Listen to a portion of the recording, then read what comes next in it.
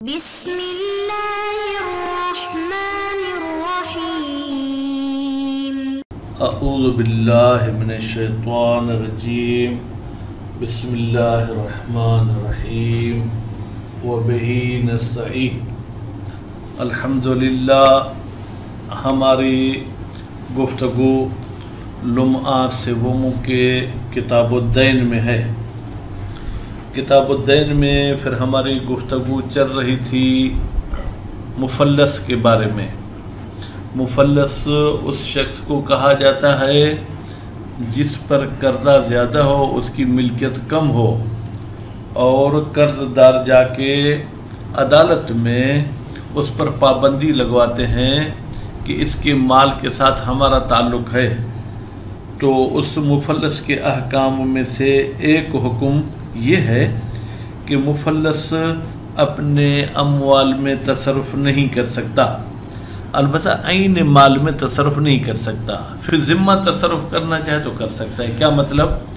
یعنی اس کے جو موجودہ املاک ہیں ان کو نہ بیچ سکتا ہے، نہ ان کو کسی کو تحفے میں دے سکتا ہے، نہ اگر شادی کر تو وہ بیوی کو مہر کی صورت میں دے سکتا ہے، اور اگر کوئی چیز خریدنا چاہے تو ان اموال میں سے کسی کو بھی قیمت کی صورت میں نہیں دے سکتا۔ البتہ اگر کہے گا کہ بھائی یہ قرض دار جب چلے گئے اپنا حق حساب لے کر تو پھر میں آپ کو قیمت دوں گا، تو پھر تو ٹھیک ہے، یہ فی ذمہ معاملہ کرنا چاہے تو معاملہ کر سکتا ہے۔ پھر اس کے بعد کچھ باریک بینیاں ہیں جو ہم عبارت میں پڑھیں گے۔ پھر دوسرا مسئلہ یہ ہے کہ چلیں بھائی، مفلس پر پابندی لگ گئی کہ تم اپنے مال میں تصرف نہیں کر سکتے اور وہ تصرف نہیں کرتا، اب اس کے اموال کا کیا کریں گے؟ ایسے ہی اس کے گھر میں تالا لگا کے رکھ دیں گے؟ کہتے نہیں، اس کا مال بیچا جائے گا جو بیچنے کے قابل ہوگا۔ کیا مطلب؟ فرماتے ہیں کہ بیچنے کے قابل ہوگا۔ کچھ ایسی چیزیں ہیں جو بیچنے کے قابل نہیں ہیں، مثلا اس نے کوئی چیز رہن پر رکھی ہوئی تھی تو پھر تو لازمی ہے وہ مرتہن کا اس میں زیادہ حق ہے۔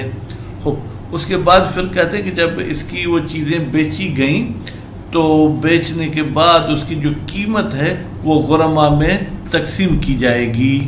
خوب، اور اس صورت میں تقسیم کریں گے جب ان چیزوں کی قیمت قرض کے برابر ہے، لیکن اگر قرضہ زیادہ ہے اور قیمت کم ہے تو پھر قرض داروں کے اموال کی نسبت کے لحاظ سے ہم دیکھیں گے کہ کیا کرنا ہے اور کیا نہیں کرنا۔ اس طریقے سے پھر جو ہے کیا ہے وہ نسبت سنجی والی بات جو انہوں نے کی تھی اس کے حساب سے ہمیں جو ہے وہ اس کا مال تقسیم کرنا ہوگا۔ خوب، اس کے بعد پھر یہ فرماتے ہیں کہ یہ جو چیزیں ہم بیچ رہے ہیں کیا اس کے بیچنے میں اس کا راضی ہونا شرط ہے؟ بھائی پہلے تو یہ ہے کہ تم خود بیچو، اگر یہ نہیں بیچتا تو پھر ہم خود اس کو جو ہے کیا ہے وہ بیچیں گے، تو جو قرض حال تھے وہ ادا کریں گے، لیکن وہ قرض مؤجل تھے جو 6 مہینے بعد دینے تھے، کیا ان کو بھی دیا جائے گا؟ کہتے نہیں، نہ ان کا حصہ رکھا جائے گا نہ ہی ان کو کچھ ملے گا۔ اور اگر ان چیزوں کے بیچتے بیچتے کچھ قرض حال ہو گئے تو کہتے ہیں وہ جو حال ہو گئے ہیں ان کو اپنی جگہ پر جو ہے کہ وہ حصہ ملے گا۔ اچھا، یہ مفلس کا مال کہاں پر بیچیں گے؟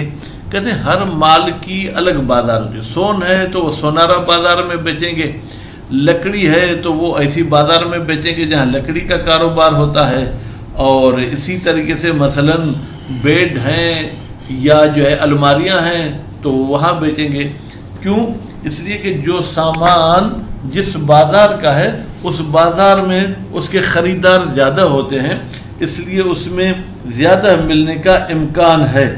لیکن اگر آپ سونے کو جا کے لکڑی کے بازار میں بیچیں اور لکڑی کو جا کے سونے کی بازار میں بیچیں تو یقیناً اچھی قیمت میں نہیں بکیں گے۔ تو ابھی ہم چلتے ہیں عبارت کی طرف۔ اور منع کیا جائے گا مفلس کو من تصرف المبتدع، تصرف مبتدع سے۔ تصرف مبتدع کا مطلب کیا ہے؟ فرماتے ہیں کہ وہ تصرف جس کا ماضی کے ساتھ تعلق نہیں تھا بلکہ ابھی نیا وہ تصرف کرنا چاہتا ہے، فی اعیان اموالہ، اپنے اموال کے عین مال میں تصرف نہیں کر سکتا۔ المنافی لحق الغرماء، ایسا تصرف جو غرماء کے حق کے ساتھ منافات رکھتا ہے۔ لیکن اگر کوئی ایسا تصرف ہے جو غرماء کو فائدہ دیتا ہے، مثلا میلے کپڑے ہیں، یہ دھوبی کو دیتا ہے تاکہ دھوئے، ان کی قیمت بڑھ جائے، گھر کو کلر نہیں ہے، یہ کلر کراتا ہے، تو پھر کہتے ہیں لا من مطلق تصرف، مطلق تصرف سے اس کو ممانعت نہیں کی جائے گی۔ وَاحْتَرَزْنَا بِالْمُبْتَدَأ، ہم نے مبتدأ کی قید لگا کے اعتراض کیا ہے، ان التصرف فی مالہ، کہ یہ شخص تصرف کرے اپنے مال میں، بمثل الفسخ بخیار، کوئی اس نے بیع وغیرہ کی تھی جس میں خیار رکھا تھا، تو خیار کے ذریعے فسخ کرنا چاہے تو کر سکتا ہے۔ جب وہ فسخ کرے گا تو وہ جو بیچی ہوئی چیز تھی وہ واپس اس کے پاس آئے گی، اگرچہ قیمت یہ بھی پھر واپس کرے گا، لیکن لأنہ، اس لیے کہ یہ فسخ کرنا لیس بابتداء تصرف، یہ ابتدائی تصرف نیا تصرف نہیں ہے، بل ہوا، بلکہ یہ فسخ کرنا اثر و امر سابق، یہ ایک ایسی بات کا اثر ہے جو بات پہلے ہو چکی تھی، علی الحجر، پابندی پر، وقضا، اور اسی فسخ بالخیار کے ذریعے لو ظہر لہو عیب، اگر ظاہر ہو جائے مفلس کے لیے عیب، کس چیز میں، فی مشتراہ سابقاً، اس چیز میں جو حجر سے پہلے اس نے خریدی تھی، فلہ الفسخ، تو پھر مفلس کو حق ہے کہ یہ معاملہ توڑ دے بہی، اس عیب کی وجہ سے۔ اچھا، اب پھر ایک سوال پیدا ہوتا ہے، آیا اس معاملے کے فسخ میں مصلحت ہونا، فائدہ ہونا غرماء وغیرہ کے لیے ضروری ہے؟ وَهَلْ يُعْتَبَرْ، کیا معتبر ہے، فی جواز الفسخ، اس معاملے کے توڑنے میں، الغبطۃ، مصلحت کا ہونا، ام یجوزو، یا یہ فسخ جائز ہے، یجوزو میں ضمیر ہے جو فسخ کی طرف جائے، اقتراحاً، اقتراحاً کا مطلب ہے دل بخواہی، یعنی بس یہ چاہتا ہے کہ یہ بس مجھے سبب مل گیا ہے، اب میں معاملہ توڑتا ہوں۔ الاقوی الثانی، ان دو باتوں میں سے، یعنی غبطہ اور اقتراح میں سے قول قوی دوسرا ہے، یعنی اس کے موڈ پہ ہے، نظراً الی اصل الحکم، کہتے ہیں ہم نظر کریں گے اصل حکم کی طرف۔ اصل حکم کیا تھا کہ بھائی خیار مفلس کے لیے جائز کیا گیا تاکہ معاملے کو توڑے۔ وَإِن تَخَلَّفَتِ الْحِكْمَةُ، تو اگرچہ یہ حکمت کے مخالف ہے، حکمت تو چاہتی ہے کہ مصلحت ہو تو توڑے۔ وکیل، اب اس قول اقوا کے مقابلے میں کیل بیان کریں تو تعتبر الغبطۃ، تو معتبر ہے مصلحت فی ثانی میں، یعنی خیار عیب میں، خوب اس میں مصلحت ہوگی تو یہ معاملہ توڑے گا۔ وفرق المصنف بینہما، مصنف صاحب نے عام خیار اور عیب والے خیار میں فرق کیا ہے، بأن الخیار ثابت بأصل العقد، بھائی پہلا جو خیار تھا جو انہوں نے ابتداء عقد میں اپنے لیے رکھا تھا وہ تو اصل عقد کی وجہ سے ثابت ہے، لا علی طریق المصلحت، اس میں کوئی مصلحت مد نظر نہیں رکھی جائے گی، فلا یتقید بہا، تو وہ پہلے والا خیار مقید نہیں ہے غبطہ اور مصلحت کے ساتھ، بخلاف العیب، لیکن عیب والی صورت میں مصلحت کو مد نظر رکھنا ہوگا۔ وفیہ نظر بین، فرماتے ہیں یہ جو مصنف صاحب نے دونوں خیار کے درمیان فرق کیا ہے اس میں واضح اعتراض ہے۔ کیوں بھائی؟ لأن کل منہما، اس لیے کہ یہ دونوں خیار ثابت ہیں بأصل العقد، عقد کی وجہ سے، یعنی جو خیار ہم قرار دیتے ہیں یا عیب کی وجہ سے جو خیار ہمیں ملتا ہے، علی غیر جہت المصلحت، اس خیار میں مصلحت کو مد نظر نہیں رکھا گیا۔ وَإِنْ كَانَتِ الْحِكْمَةُ الْمُسَوِّغَةُ، اگرچہ وہ حکمت جو جائز قرار دیتی ہے کہ عقد کو توڑو، ہی المصلحت، وہ مصلحت اور غبطہ ہے۔ والاجماع علی جواز الفسخ، جبکہ ہم دیکھتے ہیں کہ اجماع بھی موجود ہے کہ معاملہ توڑنا جائز ہے عیب کی وجہ سے۔ وَإِنْ زَادَ الْقِيمَةُ، اگرچہ قیمت بڑھ بھی جائے عیب کی وجہ سے، فضلاً عن الغبطۃ فیہ، یعنی مصلحت ہونا تو ضروری نہیں بلکہ نہ توڑنے میں مصلحت ہے، پھر بھی اجماع کہتا ہے کہ یہ معاملہ توڑ سکتا ہے۔ تصرف، یہ جو ہم نے کہا کہ تصرف نہیں کر سکتا، یہ تصرف شامل ہے فی اعیان الاموال، اموال کے عین مال میں، ما کان بعوض وغیرہ، چاہے کسی عوض اور کسی چیز کے بدلے میں یہ تصرف کرے، بیچے اور پیسے لے، وغیرہ، یا مفت میں کسی کو تحفہ دے، وما تعلق بنقل العین والمنفعہ، اور کوئی فرق نہیں کہ یہ جو تصرف کرتا ہے عین کو منتقل، گھر بیچ دیتا ہے یہ بھی نہیں کر سکتا، گھر کو کرائے پہ دینا چاہے، منفعت دینا چاہے تو یہ بھی نہیں دے سکتا۔ وخرج بہی، اور خارج ہو گیا بہی، یہ جو ہم نے کہا کہ عین اموال میں تصرف نہیں کر سکتا، اس تصرف کے ذریعے خارج ہو گیا التصرف فی غیرہ، اگر عین اموال کے علاوہ کوئی اور تصرف کرتا ہے تو وہ تصرف کرنا چاہے تو کر سکتا ہے۔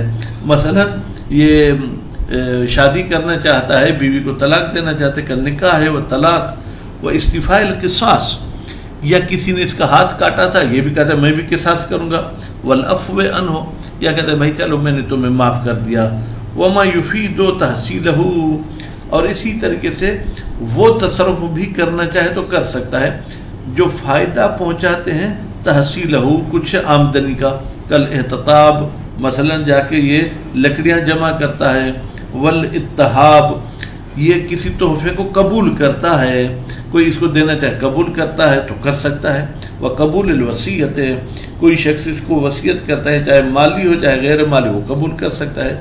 وَإِن مُنِعَ مِنْهُ بَعْدَهُ، اگرچہ اس شخص کو منع کیا جائے گا اس قسم کے تصرف سے، بعدہ، جناب اس حجر کے بعد، وَبِالْمُنَافِي عَنْ وَصِيَّتِهِ، نہیں، یا بعدہ کا مطلب یہ کہ بعد ہو، یعنی یہ کام کیا اس نے، لکڑیاں جمع کی، فلاں فلاں کام کیا، اب لکڑیوں کی قیمت میں تصرف نہیں کر سکتا ہے۔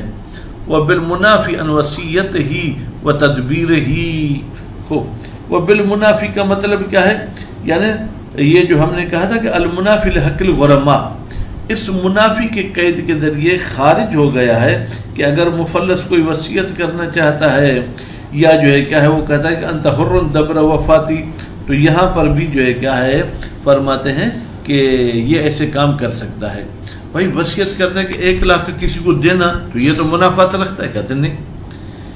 ہماری فقہ میں یہ ہے کہ مرنے والا جب اپنی ملکیت چھوڑ جاتا ہے تو پہلے اس کا قرضہ اتاریں گے، اگر بچے گی تو وصیت پہ عمل کریں گے۔ فَإِنَّهُمَا يُخْرَجَانَ مِنْ ثُلْث، بالتحقیق یہ وصیت اور تدبیر دونوں کو ثلث سے مال سے نکالا جائے گا، یعنی اس کے مال کے تیسرے حصے سے، لیکن بعد وفاء الدین، جب قرضہ اس کا اتر جائے۔ فَتَصَرُّفُهُ فِي ذَلِكَ، پس مفلس کا تصرف کرنا اس قسم کی چیزوں میں، وَنَحْوِهِ، اور جو ہے کہ اس قسم کی جو چیزیں جائز، یہ جائز ہے، اذ لا ضرر علی الغرماء فیہ، اس لیے کہ اس تصرف میں غرماء کو کوئی بھی نقصان نہیں پہنچتا ہے۔ وَتُبَاءُ، اب اس کی جو مال ملکیتیں کہاں بیچیں گے، اعیان اموالہ القابلۃ للبیع، اور بیچی جائیں گی اس کے اموال کی خود چیزیں جو کہ بیچنے کے قابل ہیں۔ وَلَوْ لَمْ تُقْبَلْ كَالْمَنْفَعَةِ اُجْرَتْ أَوْ صُلِحَ عَلَيْهَا، اور اگر یہ ایسی ملکیتیں ہیں جو جناب بیچنے کو قبول نہیں کرتی، مثلا اس کا گھر اس کے لیے وقف کیا گیا تھا، تو پھر کیا ہوگا، تو جیسے کوئی منفعت کا یہ مالک ہے، اجرت، پھر اس گھر کو کرائے پہ دے دیں گے، اور صلح علیہا، یا اس پر جو ہے کیا ہے صلح کی جائے گی، اس طریقے سے کہ اس سے کچھ آمدنی ہو۔ وَأُضِيفَ الْعِوَض، پھر اس سے جو آمدنی ہوگی اس کو بڑھایا جائے گا، اِلَىٰ أَثْمَانِ مَا يُبَاعُ، بکی ہوئی چیزوں کی قیمت میں، وَتُقَسَّمْ، اور پھر یہ جو آمدنی ہے یہ تقسیم کی جائے گی، علی الغرماء، تمام قرض داروں پر، ان وفا، اگر یہ ملکیت وفا کرتی ہے اس قرض کے ساتھ، وَإِلَّا فَعَلَىٰ نِسْبَةِ أَمْوَالِهِمْ، اور اگر قرضہ زیادہ ہے اور ان چیزوں کی قیمت کم ہے تو پھر اس قیمت کو تقسیم کیا جائے گا، ان تمام قرض داروں کا ہم قرض لکھیں گے، پھر ان کی نسبت سنجی کریں گے اصل مال کے لحاظ سے، جیسے کل میں نے بتایا تھا کہ 1 لاکھ ہے، ایک کا قرضہ جو ہے کیا ہے جناب 60,000، دوسرے کا 90,000 اور تیسرے کا 1.5 لاکھ. تو یہ جب تینوں قرض ملائیں گے تو 3 لاکھ ہو جائیں گے، جبکہ میت کی ملکیت جو 1 لاکھ ہے یعنی تیسرا حصہ قرض کا ہے. تو ان قرض داروں میں سے ہر ایک کو اپنے قرض کا تیسرا حصہ ملے گا. 60,000 والے کو 20,000 ملیں گے، 90 والے کو 30,000 ملیں گے، 1.5 لاکھ والے کو 50,000 ملے گا. ولا یدخر للمؤجلۃ. اچھا، یہ جو آمدنی ہوئی ہے اس سامان کے بیچنے سے، وہ قرض جو کہ مدت دار ہے ان کے لیے رکھا جائے گا حصہ. التی لم تحل حال القسمت. وہ قرض جو قسمت اور بانٹنے کے وقت حال نہیں ہوئے. فرماتے شیئن نائب فاعل کس کا؟ لا یدخر کا، یعنی کوئی چیز بھی نہیں رکھی جائے گی. ولو حل بعد القسمت البعض. اگر مال تقسیم کرنے کے بعد کچھ قرض حال ہو گئے تو اگر کچھ بچا ہے قسمت کے بعد، شارک فی الباقی، تو وہ شخص جس کا قرض ابھی حال ہوا ہے وہ باقی جو مال بچ گیا ہے ان میں شریک ہو جائے گا. وضرب بجمیع المال. اور اس شخص کے پورے قرض کو مد نظر رکھیں گے. وضرب باقی الغرماء ببقیت دیونہم. اور باقی غرماء کا جو باقی قرضہ بچتا ہے اس کو دیکھیں گے، پھر نسبت سنجی کریں گے. اس نسبت کے حساب سے اس نئے بندے کو بھی حصہ دیں گے، دوسروں کو بھی دیں گے. وَيُحْذَرُ كُلُّ مَتَاعٍ فِي سُوقِهِ. اور ہر سامان کو اس کی بازار میں بیچا جائے گا. وجوباً، البتہ یہ واجب ہے. مَا رَجَاءِ زِيَادَةِ الْقِيمَةِ. جب امید ہو کہ کچھ قیمت زیادہ ملے گی. وَإِلَّا. لیکن اگر یقین ہے کہ بھائی یہ چیز لوہا سونار کی بازار میں لے جاؤ تو بھی قیمت وہی ہے، لوہے کی بازار میں لے جاؤ تو بھی قیمت وہی ہوگی، تو پھر استحباباً، پھر بھی مستحب ہے کہ ہر چیز کو اس کی بازار میں بیچا جائے. کیوں؟ لِأَنَّ بَيْعَهُ فِيهِ. اس لیے کہ اس سامان کو بیچنا اس کی بازار میں اکثر یہ زیادہ بک جاتی ہے. کیوں؟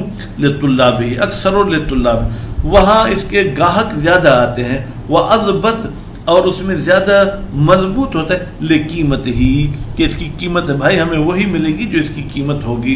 لیکن اگر آپ سونے کو لوہار کی بازار میں، لوہے کو سونار کی بازار میں لے آئیں گے تو پھر قیمت مضبوط نہیں ہوگی، اندازے کے مطابق ہوگی. تو بہرحال آج کے درس میں اہم مسئلے یہی تھے کہ جناب مفلس اپنے مال میں تصرف نہیں کر سکتا، اور اسی طریقے سے مفلس کے اموال بیچے جائیں گے وہ بھی کہاں؟ جو ان کی بازار ہوگی. صلی اللہ علیہ محمد و آل محمد.